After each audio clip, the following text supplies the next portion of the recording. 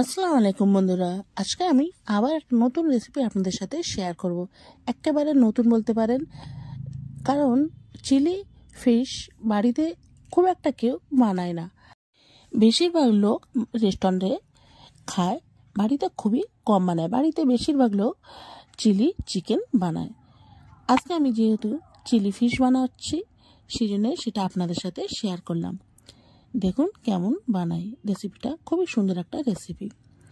এখানে আমি প্রথমে সবজিগুলো কেটে নিয়েছি, দেখুন। আর এমনভাবে সবজিগুলো কেটে নিতে হবে, একটু বড় বড় রাখতে হবে, তবে দেখতে ভালো লাগবে। আর চিলি চিকেন বা চিলি ফিশে এমনভাবেই কাটতে হবে। আমি ক্যাপসিকাম আর পেঁয়াজগুলো কেটে নিয়েছি। এবার আমি এখানে মাছ নিয়ে নেব, কাতলা মাছ।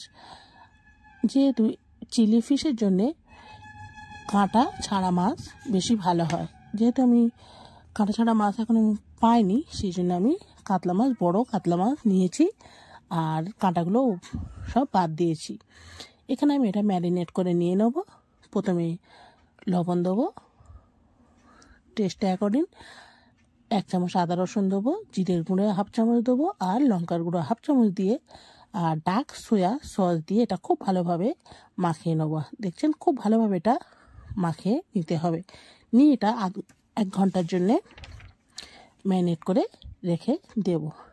দেখছেন, খুব ভালোভাবে আমি এটা ম্যারিনেট করে নিচ্ছি। নিয়ে যে গ্রেভি বানাবো তার পেস্টটাও রেডি করে নেব। আলাদা একটা জায়গায় আমি টমেটো কেচাপ নিয়ে নেব, প্রায় 2 চামচ নিয়ে এর উপরে আমি দিয়ে দেবো যে ডার্ক সোয়া সস, এখানে আমি 1 চামচ দিয়ে দেবো।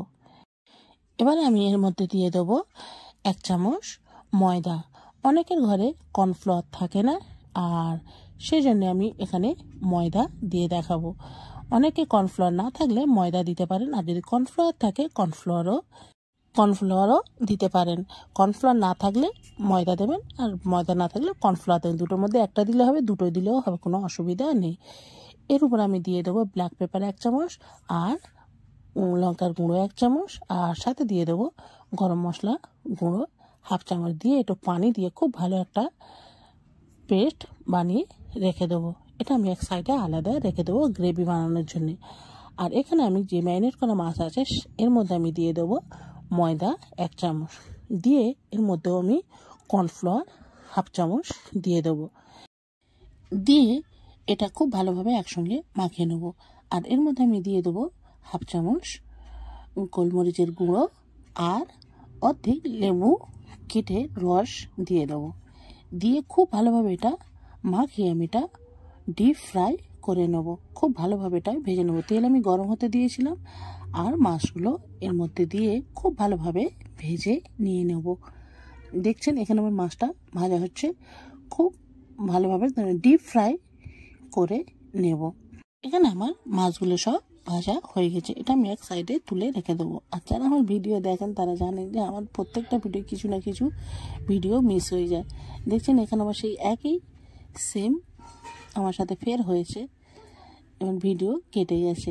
এখানে আমি প্রথমে কড়াতে তেল দিয়েছি আর 2টো কাঁচা লঙ্কা কেটে দিয়েছি। দিয়ে এর মধ্যে আমি যে কেচাপের পেস্টটা বানিয়েছিলাম সেটা দিয়ে খুব ভালোভাবে নেড়ে চেড়ে নেব।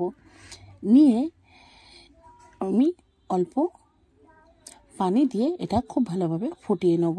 নিয়ে যে সবজিগুলো রেখেছিলাম কেটে, ক্যাপসিকাম আর পেঁয়াজ, সেগুলো আমি এর মধ্যে দিয়ে দেবো।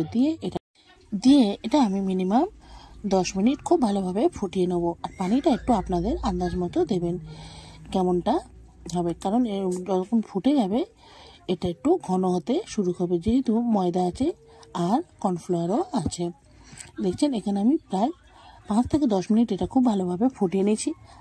এবার আমি এর মধ্যে যে ভেজে রাখা মাছগুলো এর মধ্যে দিয়ে দেবো, কারণ ক্যাপসিকাম অল্পতে সিদ্ধ হয়ে যায়, আর একটু সবুজ সবুজ থাকলে দেখতেও ভালো লাগে। দেখছেন, এখানে আমার যে গ্রেভিটা করেছি সেটা ঘন হয়ে আসছে। 5 মিনিট ফোটালে এটা অটোমেটিক ঘন হয়ে আসবে।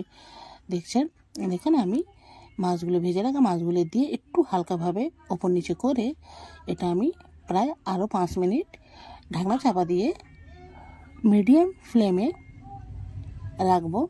দেখছেন, এখানে আমার মিডিয়াম ফ্লেমে এটা আমি রেখে 5 মিনিট জাস্ট ফুটিয়ে নেব। নিলে এখানে আমার চিলি ফিশ রেডি হয়ে যাবে। খুবই সিম্পল রেসিপি আর খেতে খুব সুন্দর লাগে।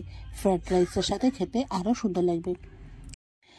দেখছেন এখানে আমার চিলি ফিশ রেডি হয়ে গেছে। খুব সুন্দর একটা রেসিপি, আপনারা অবশ্যই বাড়িতে একবার হলেও ট্রাই করতে পারেন।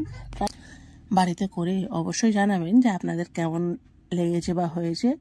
আর এটা ফ্রাইড রাইসের সাথে ফ্রাইড রাইস পোলাওয়ের সাথে খেতে আরও সুন্দর লাগবে। একবার হলেও অবশ্যই বাড়িতে ট্রাই করবেন। আজকের এই রেসিপিটা আপনাদের যদি ভালো লেগে থাকে অবশ্যই কমেন্ট করে জানাবেন, আর লাইক আর সাবস্ক্রাইব অবশ্যই করবেন। তাহলে আজকের ভিডিও এই পর্যন্ত। সবাই ভালো থাকবেন। আল্লাহ হাফিজ।